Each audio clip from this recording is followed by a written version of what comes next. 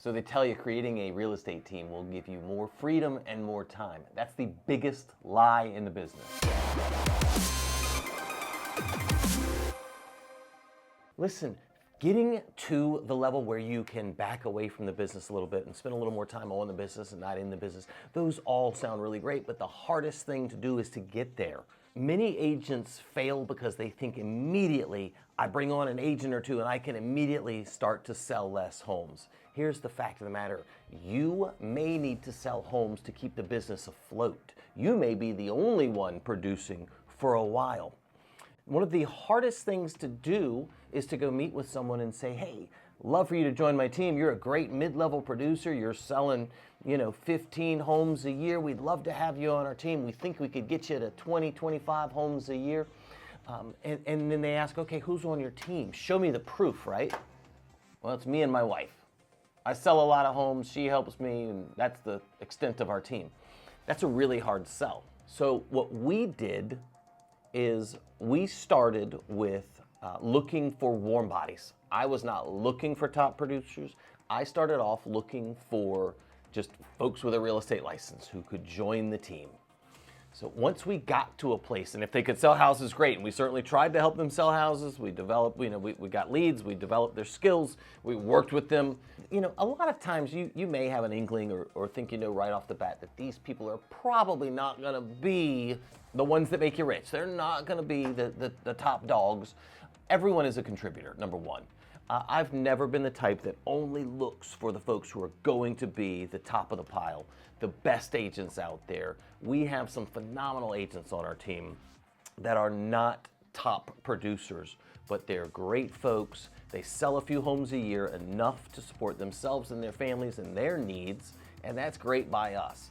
Now, if somebody wants to sell 40 homes a year, that's excellent. We've got the tools and the resources to support that. But if they're only looking to sell a few, we don't have the same expectations for everyone across the board.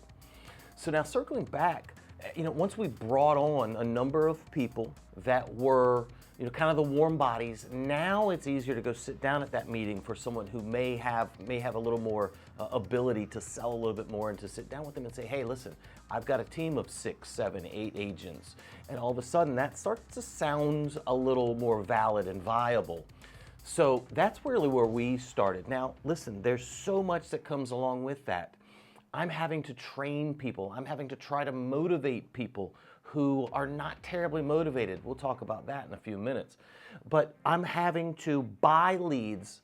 I'm having to work the leads because some of the people I had, I knew were not great on the phones, or were not great at converting leads, but they could sell a house if they could get someone in the car. So for a little while there, I'm on the phones with them, helping them get that business cultivated and get that initial push going for them. Let me give you a little piece of advice on that. Something that I've done throughout my career as a team leader, especially if you see someone with some sort of talent, something in there that you think this could be someone that sells a home, or that can be very successful in this business. I would hand over a deal that I had already locked down, pre-qualified, all but ready to get in the car, just to get that person rolling, just to build that confidence.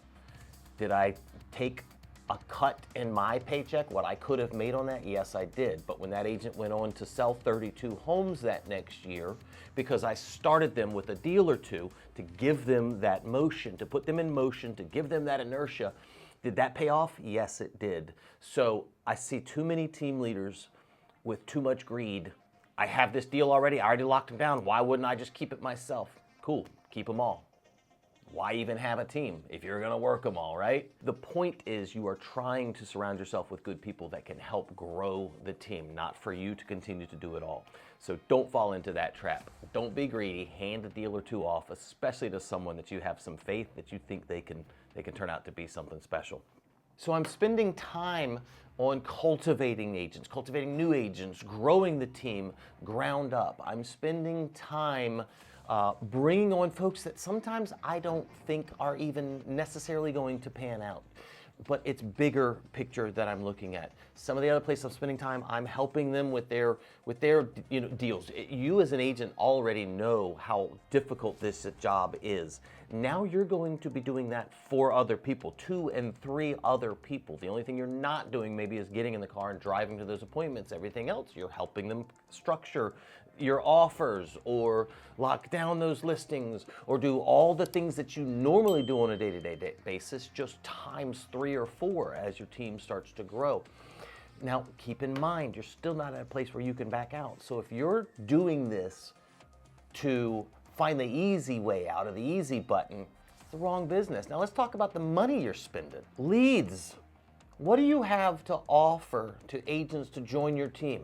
You've learned how to sell homes. Maybe you're a Sphere agent. You learned how to work your Sphere and how to sell 42 homes a year to people in your Sphere. That's fantastic. So let me ask you this. What happens when you've taught that agent 6 months from now how to work their Sphere, how to plug into their organizations, how to work social media, how to do all the things that we do to work their Sphere? What do you have to offer after that? If you don't have leads, you probably will not be holding a team for very long. Not only leads, quality leads and systems. Those are the 2 biggest things missed. I hear all the time agents are so turned off by leads, and the reason is because they've been so many places where someone spent $200 a month to bring in 100 garbage leads from the cheapest source they could find, and now that agent thinks all leads are terrible. Number 2 reason is because your training is probably terrible. We'll cover this later. But knowing how to work leads, if you are a Sphere agent, typically getting your business from your Sphere, that's awesome. I applaud you. That is the cheaper way to do this. That's the smarter way to sell real estate. If you want to run a team, I recommend you learn how to work leads, because you're going to have something to offer, and you better be the best one at it. So you're spending time on leads, quality leads. You're going to need quality systems. You're going to need a great CRM. You're going to be able to route those leads where you need them and how you need them, and set up the right systems and ponds and all of that stuff. That costs money. Technology to help nurturing and reach out, cultivating those leads. All of this stuff costs money. If you think that you're not going to be able to invest in your business, that right off the bat you're just going to take a couple of closings, stick that money in your pocket and go party, you're not going to run a team for very long. You need to marry the idea that you are going to dump every dollar that comes in back into that team for a while. And I got bad news for you. If the market tanks, that gets really, really tough. I knew a lot of team leaders 3 years ago who are no longer team leaders today, who are solo agents who will be selling homes for the rest of their career. 2 years ago, through 2023, I was in a place, my wife and I looked at each other daily and said, do we really want to keep doing this? Is this really the thing that we want to keep doing? The answer was yes. Number 1, because it was not about me. It was about helping the agents that we had already with us. It was about the mission of one day not selling houses, 45 and 50 homes a year by myself the way I had done. It was a mission of helping more people help more people, right? The more I can help my agents help more clients, that's just, to me, that was the payoff. And so we slogged through some really, really tough years that it would have made far more financial sense to shut it down. I could have just sold houses, provided for my family, and done just fine. But we had a higher purpose, and if you do not have that, if your reasons are shallow, you will likely not succeed the second a market turns and starts to get a little tough. So make sure your heart is in the right place, first and foremost. Check out our next video where we're going to show you what does work, how to build the culture, how to build a strong, solid team, top producing team, 20, 25 plus agents. We're at 26 agents right now. We're going to show you exactly what we're doing.